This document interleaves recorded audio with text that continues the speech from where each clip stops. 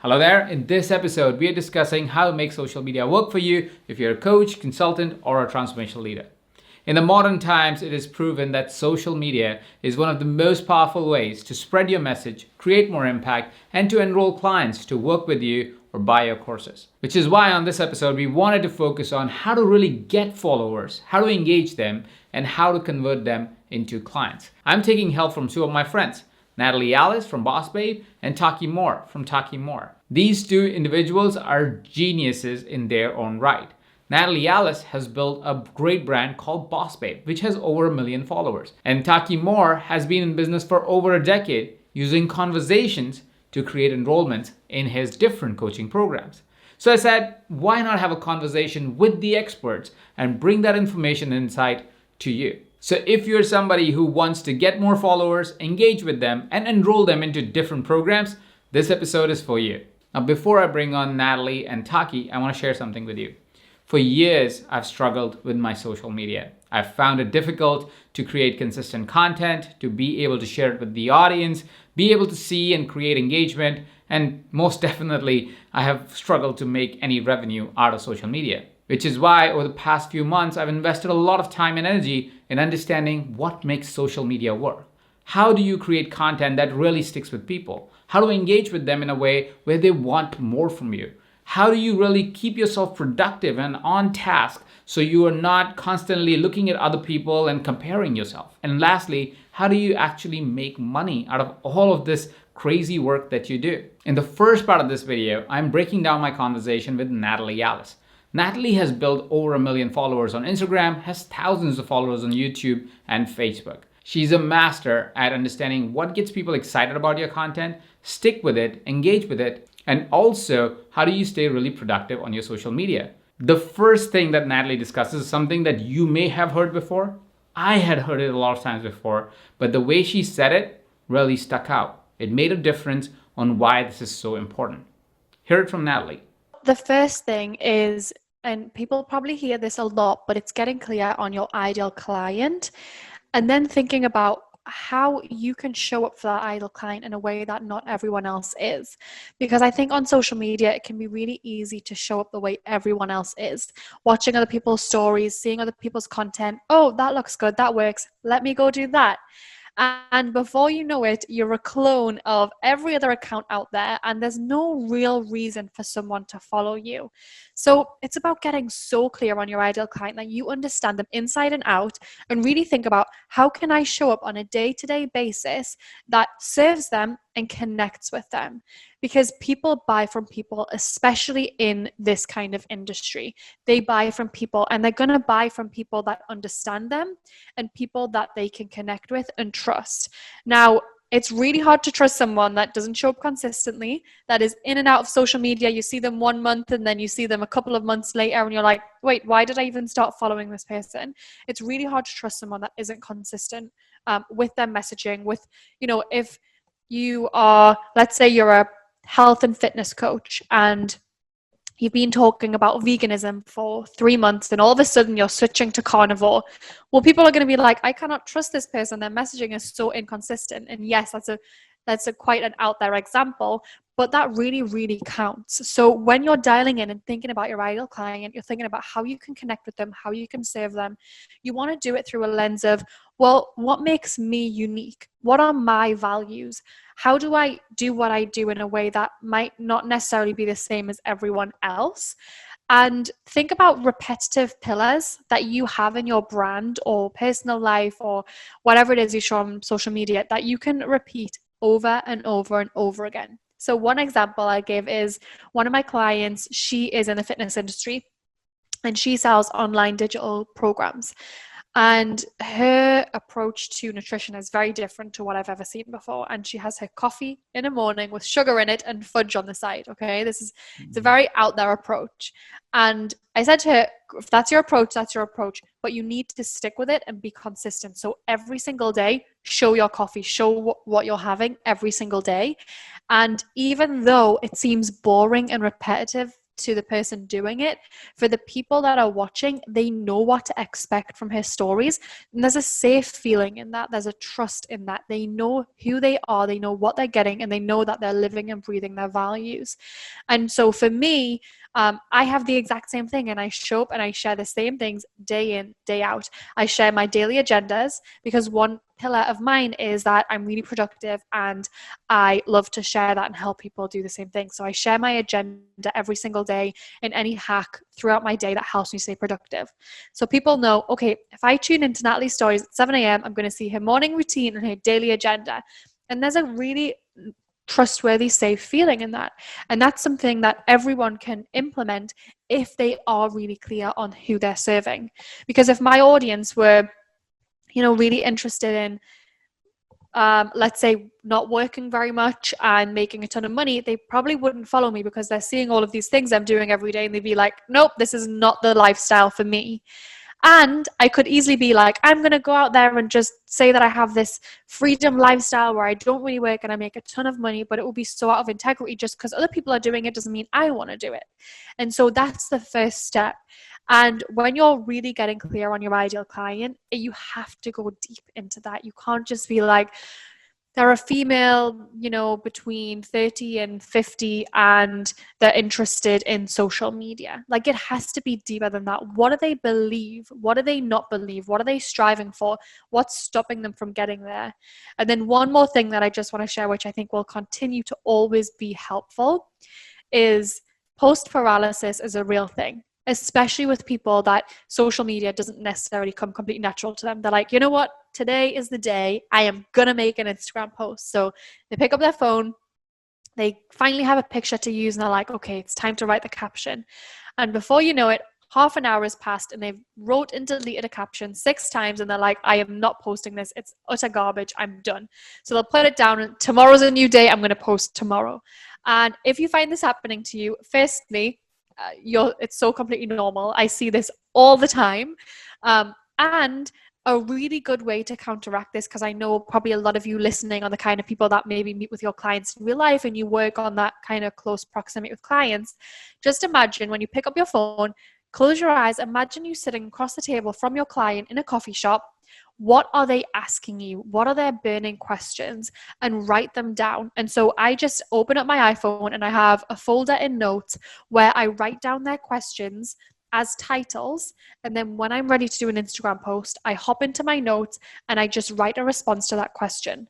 Because you don't need to be the best copywriter in the world, but when you know how to really show up for your clients, that one hack is going to take you from feeling really confused to being really, really clear on how to create content. While it may feel obvious that, yes, of course, we should know who we are serving, who's our client, what Natalie was really trying to communicate is how little time sometimes we put towards it and how important that is to know exactly who you're serving so you can create the content that would really stick out for them. So I invite you to firstly take the time that Natalie suggested to really understand who you are serving. And then comes the job of getting followers. Connect your Facebook to your Instagram account. It's crazy how many people don't do this, but if you connect it, you might have 1,000 friends on Facebook, and all of a sudden you might find that you get 1,000 followers on Instagram. So if you're starting from zero, this is just a really great thing to do in the beginning. And I say this because a lot of people, when they're starting their businesses, are starting out on Instagram, they get really embarrassed or nervous to kind of let their friends and family know, hey, this is what I'm doing. And so they won't take those steps and they try building this audience without anyone on there. So that's the first thing that I recommend.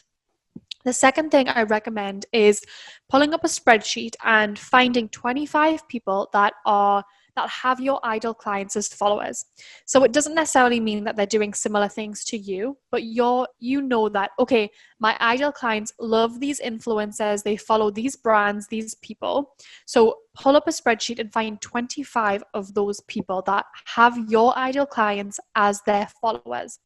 And what you'll do every day, you'll either do this yourself, or if you have any team like a VA, they can do it for you. So every day, go into those people's accounts and find your ideal clients in their follower count and go through and engage with people. So if you're looking to get engagement, give more engagement. it's kind of the same rule which applies to a lot of things. But if that's what you're looking for, how can you show up and give more of that? So, go through, like their pictures, give real comments and say, this was a really helpful piece of content, thanks for sharing. Really, really engage with them. So that's the second thing. And I really recommend being consistent with that. So showing up daily. And I actually just ran an Instagram challenge where one of the days I had people doing this.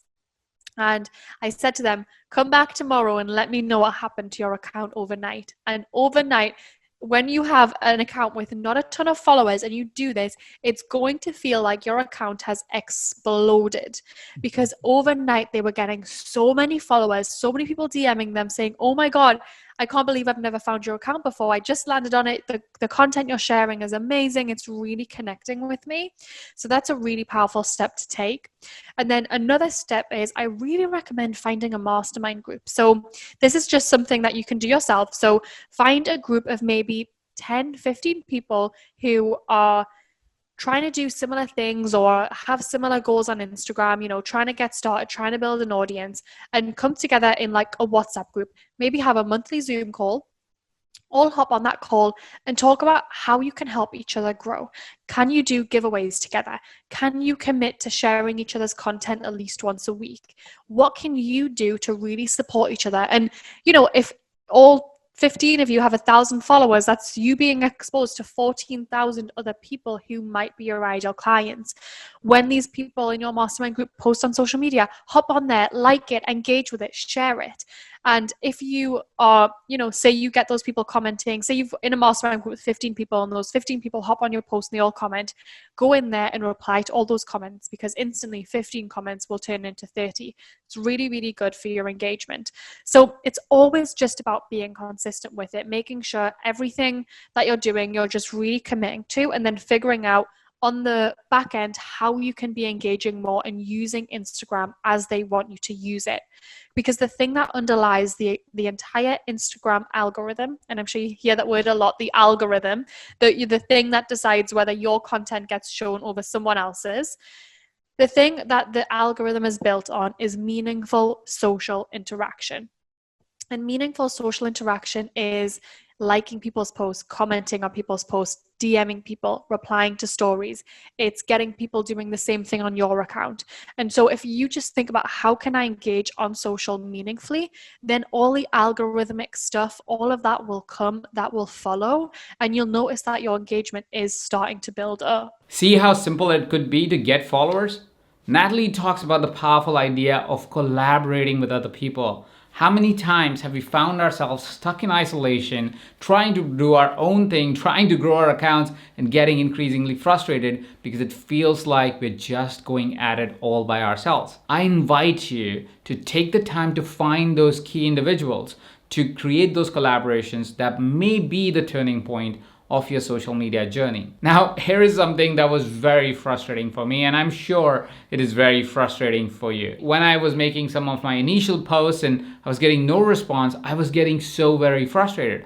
I was concerned that anything that I was saying was not really landing with my audience, and that I should just basically delete my social media accounts, because I felt like whatever I was producing wasn't good enough, that I should probably just focus on my email marketing and YouTube marketing, because that is where I was getting response from my audience.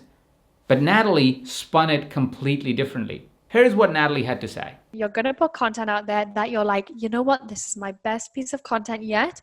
And not a single person will comment on it and like it. And you'll be like, why did I waste my time? So just accept that it's going to happen and be willing to be consistent even when that happens, because we all start with 0 followers, with maybe our mums and grandmas commenting on our posts, but we all start there. With that mind shift, with that change in attitude, with these strategies that we talked about previously of how to reach out on people that may have associated audiences, or creating a mastermind group so we can collaborate with other people and create a network of individuals that are excited about us and our brand, comes the final part, which is one of the big concerns that I had on social media, that every single time I would load up Instagram, every single time I would think I'm gonna make a post, every single time I would think about making a post on Facebook, I would just get dragged into all the noise that was around me.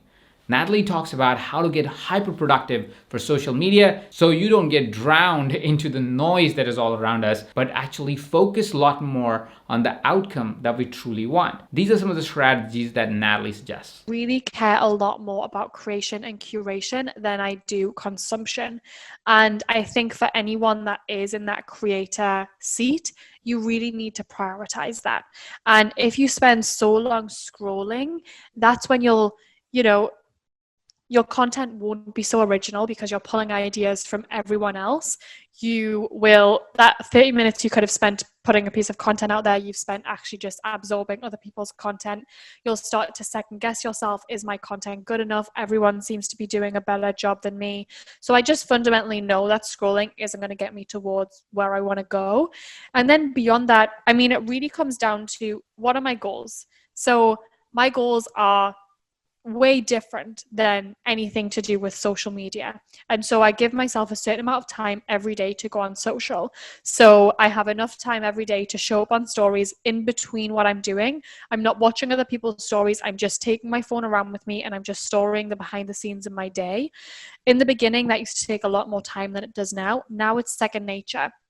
And a lot of people will look at me and be like, well, it just looks like you do it so easily. It takes me so long. And the truth is, yeah, it used to take me so long too, but you really get used to it. And so if you set that boundary of, I'm only going to go on there to create this story, I'm not going to look at anyone else's story.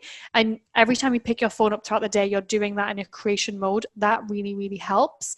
And then when it comes to Instagram, I would really cull a lot of people that you're following. If you're finding that your feed is constantly filled with new content, new stuff, and it's not adding value to your life, to your business, go on an unfollow spree. You don't need to be following thousands of people, and just have people on there that really inspire you and you feel comfortable checking in with every now and then. You don't need to be glued to your phone. But it really comes down to boundaries. It really comes down to knowing what you're working towards and not letting, it's the same with emails, the same with everything, same with Slack. It can be so easy to get sucked into other people's content, other people's priorities. But if it's not moving you closer towards your goals, then I would really limit the time spent. So I really have so many boundaries in place so that I can be productive. So you have a way to get started on your social media, get your first few followers, get some engagement going, get productivity on social media. This is where it gets interesting, because once you have a conversation going, once you have some kind of social channel going, now you want to see how can you monetize your social media to create financial returns. And if that is the question, my friend, Taki's strategies will be perfect for you. I learned from Taki something that he's going to teach you in this video called selling by chat. I learned that strategy, and very quickly I was able to generate $5,000 from my pre-existing followers on social media. I think it's a really powerful strategy, and I think you should totally use it. The strategy relies on conversations. You need to open up a dialogue so you can engage with your audience, and then if there's a right match, you want to see if they would like to get your services. The first question I was stuck with, the moment somebody said, okay, open up a dialogue, I was like, how? How do you open up a dialogue on social media? What do you say to somebody that is just blindly following you or following you very passively that they will open up a dialogue with you? So I asked that question to Taki, and here's what Taki had to say. Well, how do we get people to start a conversation with us in the first place? And there are some people who do cold messenger outreach.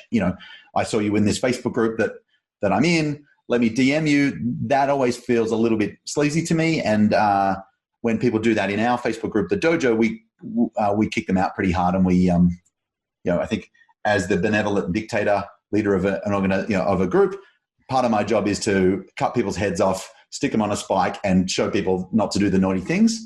But if you've got your own Facebook group, even if it's small, or you're just posting on social media, all we're doing is we're asking people to comment below a piece of content or to send you a message to find out more. So, for example, let's say I've got a deck of these capture cards. These are strategies that we use with clients to help them with lead generation or marketing or sales or whatever it is.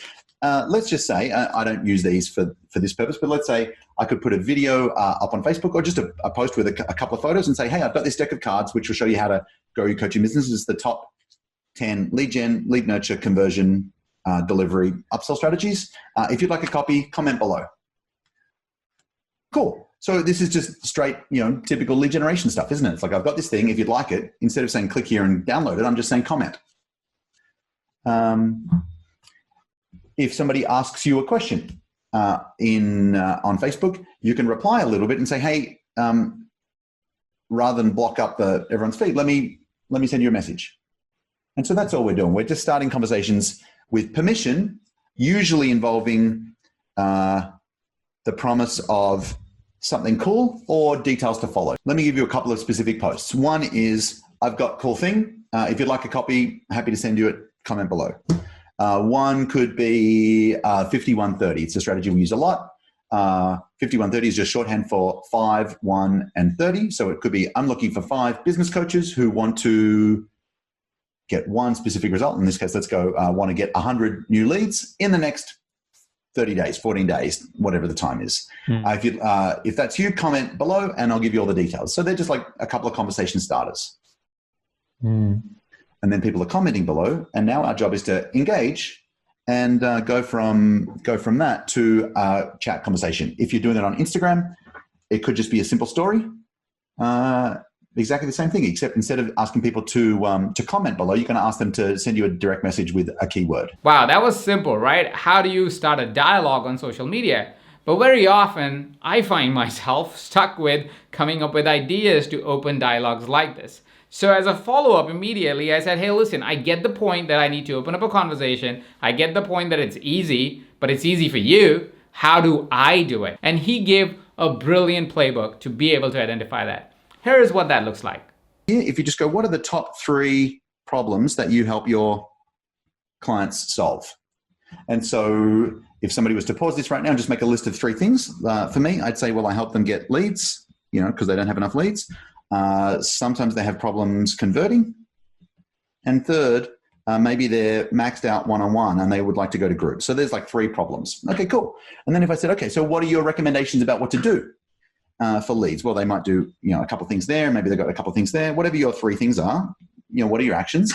And then if I said, if someone said, hey, Taki, could you just give me 3 tips for getting more leads? Well, I could do that with my eyes closed. If I'm a health coach, literally, I've got man flu right now. And I texted a friend who's a health dude and I said, hey, I've got this kind of fever and I'm feeling a bit dizzy. What should I do? And he just gave me a list. It was like, I want you to jump, I live near the beach, jump in the ocean, hot baths at night, fast just on water and bone broth for the next 36 hours and do this breathing thing. I'm like, great. If he had said, hey, if you've got a fever, I've got a simple 3 or 4 step, however many steps it was, checklist of things to do to feel great again. Comment below and I'll give it to you. And even if you just got a deck of a Post-it note and you wrote down the 5 things on a Post-it note, that'd be great. So you don't have to have a fancy thing. I've got a fancy deck of cards, but often I'll just look around, find a workbook from one of our worksheets and just wave it around. It doesn't have to be fancy. Easy, right? Just simply identify the 3 biggest problems your clients might have. That brings us to the meat of the conversation, which is, fine, you open up a dialogue, now what? A lot of us may know how to open a conversation, but we do not know how to continue one and definitely do not know how to enroll somebody in that dialogue. What I love about Taki is how systematic he is in his step-by-step function of how a chat flow should go for you to be able to have an enrollment conversation. Instead of me trying to explain it to you, I'll let Taki explain it to you. So then we need a chat flow. And a chat flow is just one of the mistakes people make when they do sell by chat is they have conversations with people, but they don't have, we don't want to, it's not the system's not called chat, it's called sell by chat. So you need to have a little bit of a pathway predefined. So imagine that you're playing chess with somebody. I'm not a chess guy, but apparently the good chess masters think 2 or 3, maybe 4 moves ahead. And so you need to have a bit of an idea about where are you taking these people so that you can move people in the right direction. And so there's 6 steps to a chat flow. I'm happy to share them. Why don't we just make a really quick rule of thumb about there's 2 types of chats we do. Sometimes we're selling a thing directly and sometimes we're booking a call. At its most basic, and again, your audience better than me, Ajit. So I'm going to talk business coach and business coach pricing, and you might have a rule of thumb that's better for a health coach or a life coach or a spiritual person or whatever. But if we just think about what's the sort of price point that somebody's happy to spend without having an actual me to you phone call or Zoom call or coffee meeting when times are better. And for us, as a rule of thumb, we have about $2,000. So generally speaking, and again, it's a rule of thumb. It's not a rule of law. There's exceptions to every rule. Some of our clients, like a lady, Ellie, this morning posted in that she sold a $6,000 thing by chat. Amazing. But generally speaking, as a rule of thumb, if your thing is less than $2,000, then we'll sell it on chat. So we'll just sell the course, right? Or the program, the whatever it is. And if it's more than $2,000, we use a really similar chat flow, but our job is to book a call. Rule of thumb, yeah? Okay, so how does the flow go? Well, generally speaking, there's sort of 6 questions that we ask in a particular order, and our job is to build trust, it's to qualify, it's to identify can the thing we've got actually help, right? So imagine, when you walk into an emergency room at the hospital, the first person you meet is the triage nurse. And the triage nurse is really like, okay, what have they got? How bad is it? How quickly do they need to see the doctor? That's really our job in the first little bit. So, so the first thing we need is we need some kind of opener. It's just a really simple opening question designed to have them reply. We don't care too terribly much about their reply, but it's just like, it's polite conversation to not start with, okay, how much money are you making and how much would you like? That's just weird, right? And so if you jump in an Uber, if you're an Australian, you probably sit in the front seat next to the driver. If you're not an Australian or an extrovert, you probably sit in the back. And maybe you have conversation. And the first conversation I usually ask, well, how long have you been driving Uber? Right? Mm-hmm. It's just like, it's an opener. So I might just say, so what kind of clients do you coach? Or if you're we've got a coach who works with people on their autoimmune, she might just say, so what autoimmune problem have you got? And they'll say, well, I've got Hashimoto's or whatever that, I don't know anything about that, but you get the idea. This is just an opener, and its job is we're really looking for 5-star prospects, Ajit, and that is we want someone who, like a 5-star prospect is someone who they're willing to engage in a dialogue, they're friendly and cooperative, they know what they want, they know when they want it, and they'd like some help. So really our chat flow is going to walk through those steps. And if ever you get they don't reply, well, guess what? They're not willing to engage in a dialogue. If they are rude, then they've failed test number 2. Are they friendly and cooperative? We had a guy yesterday who was like, I demand this and I don't think that and it looks like this. I'm like, great. Thank you so much. You just kind of, in my head, you just failed step number 2. We're done here. He's like, I've never had somebody like say no to me before. I'm like, well, I'm looking for people who are friendly and cooperative, and that doesn't feel like you right now. So anyway, we've got an opener. Step number 2 is usually a this or that question. So, and this is, again, it's mostly about building trust. You've asked them a question, they've replied, and you've treated them well. And after 2 questions, now they go, okay, cool. I can talk to Ajit, and when I ask questions, he's not mean to me, he's not selling me stuff. Now I can open up a little bit more. And so this or that question might be, do you coach mostly one-on-one or in groups? Have you already, do you already have a podcast, or are you thinking about starting one? Just something that goes a little bit deeper into our topic, but it's pretty easy to answer yes or no to. Question number 3 is a gap question. So in our flow, assuming that I'm talking to a coach, I would say, what kind of clients do you coach? And that'll give me a sense of about their niche, right? Do you coach mostly one-on-one or in groups? And again, we help people go from one-on-one to group, and it's just good to know where people are at. By the time I'm here, I can start to ask a question that is more directly about the stuff we help people with, which is frankly, make their money go up. So I might just say, so where's your monthly income up to? And where do you want it to be? So where's it at and what's the goal? And they'll tell us. If I started the conversation with that question, it's like too deep too soon. Before we go any further, I think it's important to know that when you're chatting with people on Messenger, you need to chat like a 14-year-old girl. Okay. Right? So how do 14-year-old girls text? Yeah, well, there's lots of messages, nice and short, emojis, GIFs, but it's short and it's more staccato. It's like, if you think about Facebook messages versus email, when somebody replies, well, then we want to do three things. We want to acknowledge their reply. Hey, thanks for getting back to me. We want to add a little bit of value if it makes sense. And then we want to ask the next question, 3 A's. Acknowledge and add, and then ask the next question. And so they'll say, I'm at $15,000 a month and I'd like to get to 30. Cool. Acknowledge, right? Then I can go, okay, so that's an extra 15 grand a month.